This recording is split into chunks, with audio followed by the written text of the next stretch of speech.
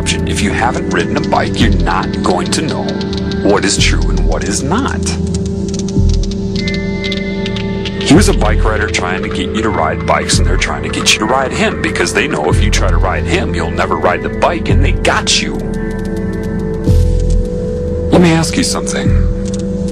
Did Christ feel like he needed to wear a specific outfit in order to be credible?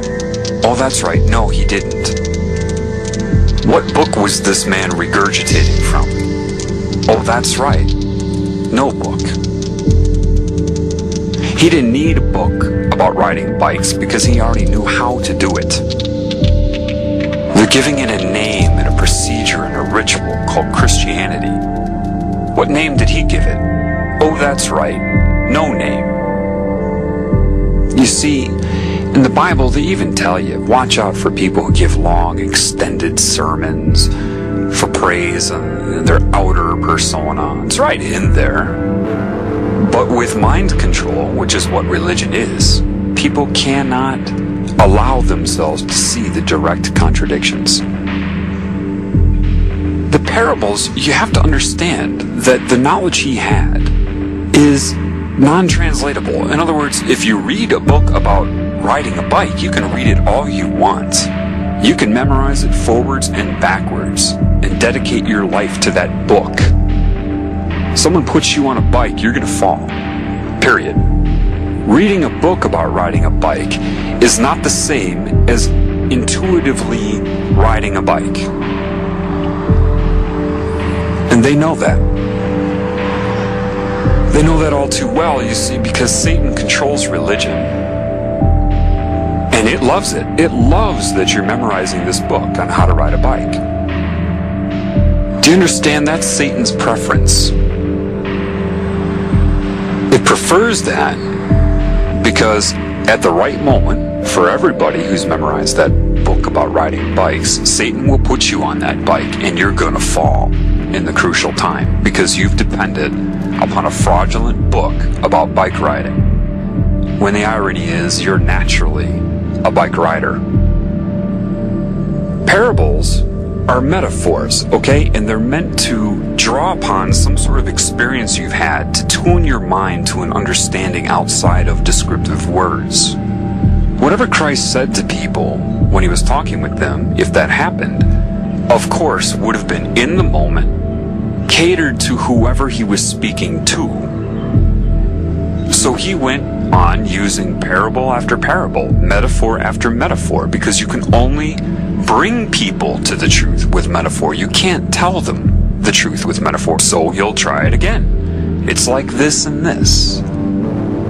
It's like this and this and this. To try to tune the mind to an experience that would be close because you know what it's like to ride a bike. So you try to draw upon something they might have done that would assist them, that the rules and regulations of control are keeping them from knowing. You work with what you got. That's what metaphors are. An attempt to work with what you've got, with understandings that you know exist in the people that you're trying to bring to a different understanding. Does that make sense? The problem is, the majority of these used car salesmen everybody calls priests is that they're not qualified to teach you about spirit. You've been told that they are, but they're not. Do you understand that they are practicing occult Satanism, whether they know it or not? Some of them were probably indoctrinated into Catholicism. Others were indoctrinated into Satanism and are posing as Catholic priests. Either way, they're recruiting and manipulating people with it. And if somebody does know about the occult side of it, they're not going to tell you anyway. So you have to know the truth in order to be able to see this. They're not qualified to teach you about spirit. Why? Because even if their intentions are good, they've learned about God from the Bible. These people aren't qualified to teach you about spirit any more than somebody's qualified to teach you how to ride a bike who's only read a book about riding a bike, and a fraudulent one at that, and has never ridden one themselves. They're not qualified.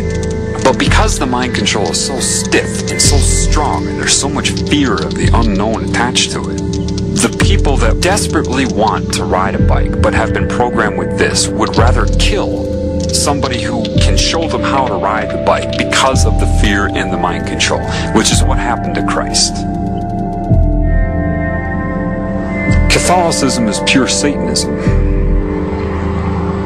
The problem is you shouldn't need to be told that. You should be able to see that. Priests that come out and need their audience and admiration in their temple. Why does God need a temple, a building? What? It means nothing. But they get off on that because everybody gives the priest their love. I gotta be nice to a priest so I get into heaven. They don't give anything back. They just absorb the love, which is what a lot of spiritual, quote, gurus do. They absorb your energy through admiration. Let go of the book. Trust yourself. Listen, you won't believe this, but you were designed to ride that bike. That's your very design, and the book is keeping you from knowing that you naturally know how to ride it. Forget the rigidity of this book. Trust your instinct.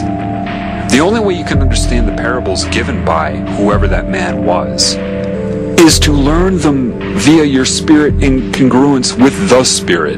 Gain the knowledge so that you can look at the book and see what is true. Meaning, put the book down. It's not going anywhere. Put it down. And don't do it ritualistically through words. I'm going to pray for so-and-so and be the Lord be thy name, blah, blah. That's all ritualistic and wrong.